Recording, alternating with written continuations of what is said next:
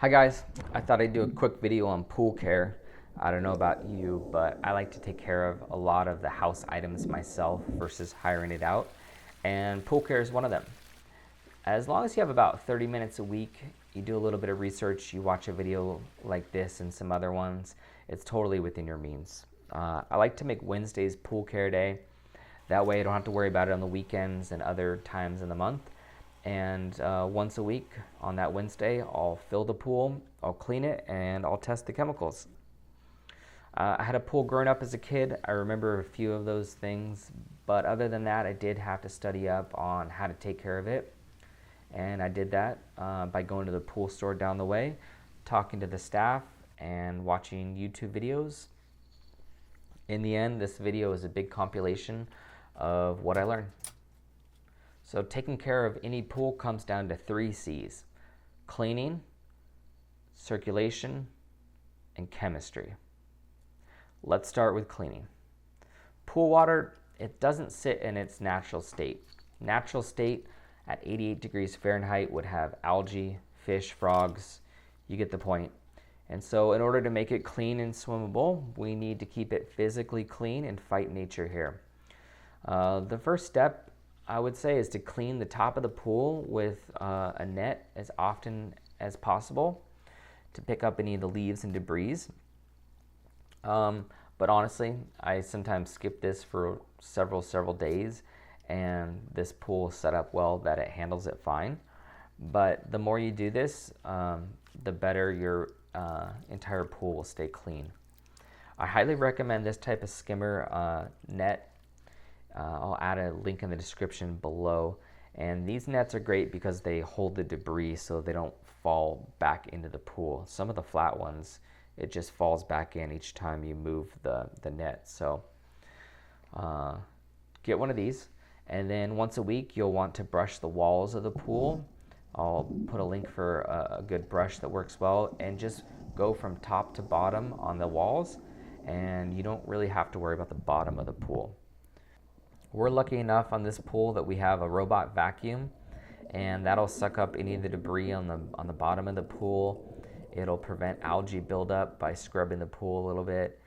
And if you don't have one of these, you'll need to get a water vacuum and vacuum once a week. It's basically a device that's going to suck up debris from the bottom using your pool and the skimmer with a hose. But they're a pain to set up, and so I highly recommend getting a robot vacuum if you can afford that. It's worth the investment. I love this Polaris. I'll put a link below in the description.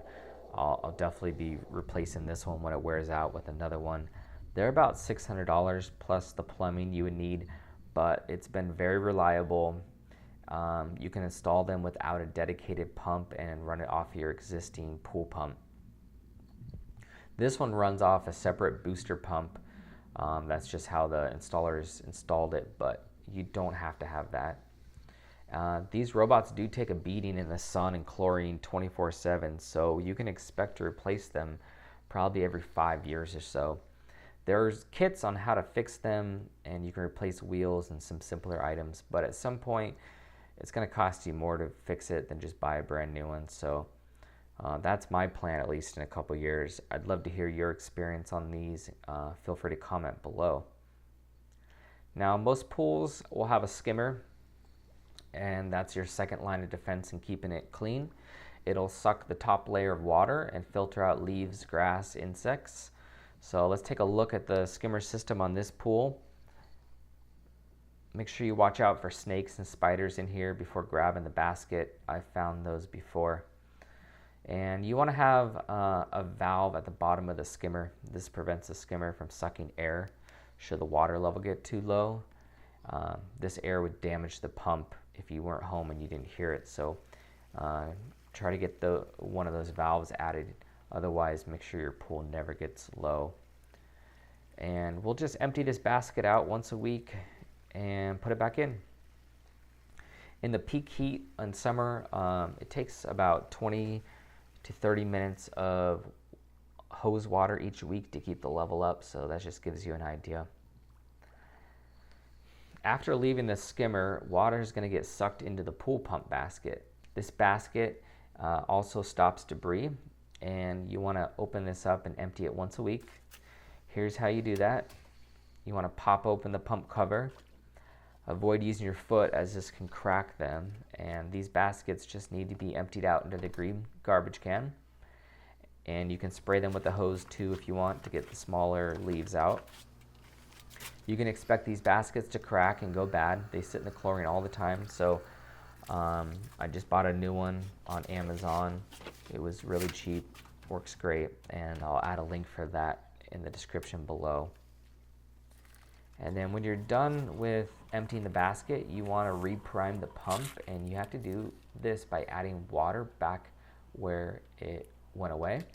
So you can either take a bucket of water and pour it into the pump and then put the lid on, or one trick is if you release the pressure on the top of your filter by spinning the pressure gauge, that'll refill up the water, and then put the lid on real quick. That'll save you some time. Lastly, all pools have either a sand cartridge or a DE filter. This pool has a cartridge filter, which is basically a pleated polyester media, like a car air filter, and that'll filter down to 10 microns. Once they reach the end of their life, you'll need to replace it, but these filters can catch small microorganisms and pollen and dirt. You need to know the baseline pressure in your filter housing. About 10 to 15 psi is good. If it reaches 20 to 25 psi, you probably need to clean the cartridge by removing it and rinsing it with the hose. And then if the pressure does not fall down much after you clean it, you need to replace it. Some filters do run at higher pressures depending on the brand and how they're plumbed, so just keep an eye on what your baseline number is and if it's higher than normal pressure. And it's a good idea to write down what that is on the timer box, so in 6 months, a year from now, or after you washed it, you can compare what it is to what it used to be. Now, in order to make all this physical cleaning equipment work, we need to come to the next C, which is circulation of the pool water. Circulation is critical to keeping the water clean and clear. And in an ideal world, we'd run the pump 24/7, and that's just not feasible in many places like California, where the power cost is really high. We're at 22 to 28 cents a kilowatt here, so very, very expensive. And my goal has been to run the pump less if I can get away with it. I do this by making sure that the pool is physically clean as much as possible by skimming the top, keeping the skimmers clean, and making sure the robot is doing its job. And I would say run the pump as much as you can afford, but never below about 6 hours a day. And then you want to increase it 1 hour a day per 10 degrees temperature rise in your water as summer starts. So if you were at 6 over the winter, you want to come up to 7 or 8 hours a day. If you reduce the circulation time and the pool loses clarity, you know it's time to increase your pump circulation.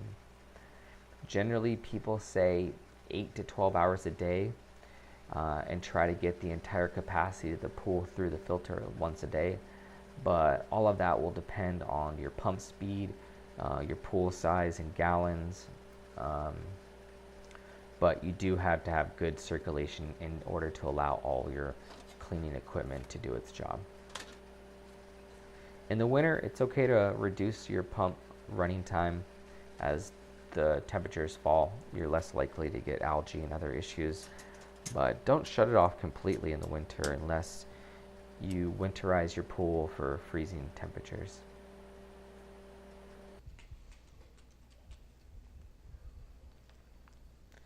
This pool has a pentair pump. It's basically the heart of the pumping system. And if there's any issue with this pump, nothing else is going to work well. So make sure your pump is in good condition. If you're lucky enough to have a variable speed pump like this, that's great. It's going to save you some money. These pumps have the ability to increase and decrease their speed depending on the programming. For example, this pump can run full strength to heat the pool, hot tub, run the waterfall, but then it backs down to a more efficient long-term speed to slowly circulate the pool for 6 to 8 hours a day. At full speed, it pulls about 2,000 watts. At slow speed, it's down to about 1,000 watts. The other equipment you can see here is a chlorine generator. This is a saltwater pool, and it uses the salt and this electronic device to make chlorine all on its own. More about this later. You also see a dedicated pump that's to run the robot vacuum.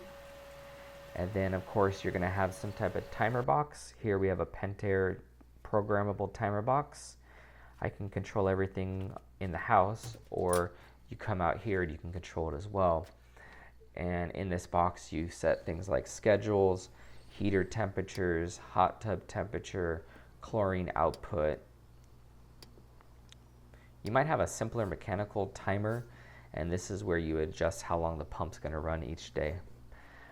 In this shot, you can see the heater and lots of plumbing. And we looked at a lot of homes before buying this one, and the pool equipment was generally older, and the pipes and equipment was sun rotting. So it was great that the installers sprayed the PVC pipe on this house with black to protect it from the UV rays. Another tip is to spray down all your plastic pool equipment with 303 UV inhibitor twice a year. I'll put a link in the description below. You can buy it on Amazon, but it works great to keep the sun from damaging any plastic outside, and I think it's a lot cheaper than replacing this type of equipment. This pool has some automatic valves that open and close depending on what you choose in the timer box. So if we turn the hot tub on, it'll separate the hot tub from the pool and close the valve to the pool. You might not have that. You'll just physically close and open valves. We also have solar heating on this pool, so there's a sensor on the roof, and when the roof is 6 degrees warmer than the pool temperature and the pump is on, a valve will open and send water up onto the solar water blanket, and that'll heat the pool. And this helps extend the season of your pool by allowing you to have a warmer pool for an extra month or two out of the year. In the off season, I did some tests with the natural gas heater, and it ended up costing us about $35 in gas to heat the pool from 65 Fahrenheit to 88 Fahrenheit, and it took about 2 degrees per hour, but not bad if you want to swim late fall or in the middle of winter and have a pool party. All right, the last C to take care of your pool is chemistry. This is probably the most intimidating part when you're first starting to learn how to take care of a pool, but your pool is basically a big chemistry kit, and we need to keep that chemistry in balance in order to keep it clean, safe, and healthy. And you can take a sample of your water to the local pool store, and they'll do a pretty extensive test on it and tell you what you need to add. I did this at least 3 or 4 times when I was starting out, and when we got this pool in early spring, it was low in chlorine and it was low on the acid levels. And it turns out the electronic chlorine generators, they don't work at the lower water temperatures, so I had to manually add chlorine to bring that level up to get it ready for the summer season. And they also don't read accurately, the chlorine electronic generators, so the lights on them, even if it says the saltwater level is low, it might not actually be, because the temperature of the water throws off the calibration. So read the manual on that, or just wait until the water is like 75 Fahrenheit or higher before you really trust that system. Once I got things balanced by adding dry acid and chlorine with the help of the local pool store, it's been very easy to maintain. So I'd get professional help at the store at first and then take over from there. I started out using the dropper kit that you probably have seen before, but it's really slow and cumbersome to test. And then I moved on to these test strips I found on Amazon. I'll put a link below in the video. They had really good reviews, and it makes testing your water once a week super easy. So let's try it out here and see how we're doing. So you can see everything is looking pretty good today. The ideal range on a pH for your pool is 7.2 to about 7.6. You want an alkalinity of 100 to 150 parts per million, and your chlorine should be 1 to 3 parts per million, more on the side of 3 if you can do that. Lately, I've needed to add a UV inhibitor in the form of cyanuric acid, and I had to do this every few weeks. It's basically the SPF for the pool, and it prevents the chlorine from breaking down in the sun. Without it, the chlorine breaks down in 2 hours, but with it, it lasts for 2 to 3 days. So it bonds to the chlorine and protects it from the sun. If you don't do this, you'd be wasting a lot of chlorine, or your chlorine generator won't be able to keep up with the burn off. If you have a saltwater pool like me, you may need to add some salt maybe once a year if you lose a lot of water from kids getting in and out of the pool. But other than that, the salt level stays pretty even, because it's not going to evaporate. Just like the ocean, the salt stays in the pool and the water leaves. So if you need to get salt, you can get it at Home Depot or any pool store. They come in a big bag. Same with the acid and chlorine. If you do end up adding dry acid, make sure you follow the directions carefully and dilute it for 24 hours in a bucket away from pets and people, and then pour it slowly into the skimmer and run the pump for 24 hours to get all of it to dissolve safely. You don't want it to sit in one spot, and you don't want to broadcast it into the pool and let it sit on the bottom, as it can damage the surface of the pool. Okay, so there's a quick rundown on the 3 C's to pool care. I hope that helps some of you. Please feel free to ask questions in the comments below. Check out the links for pool supplies that I recommend. If you haven't already subscribed, please do so by clicking on the bell icon. Give us a thumbs up if you thought that was helpful, and we'll talk to you again in the next video.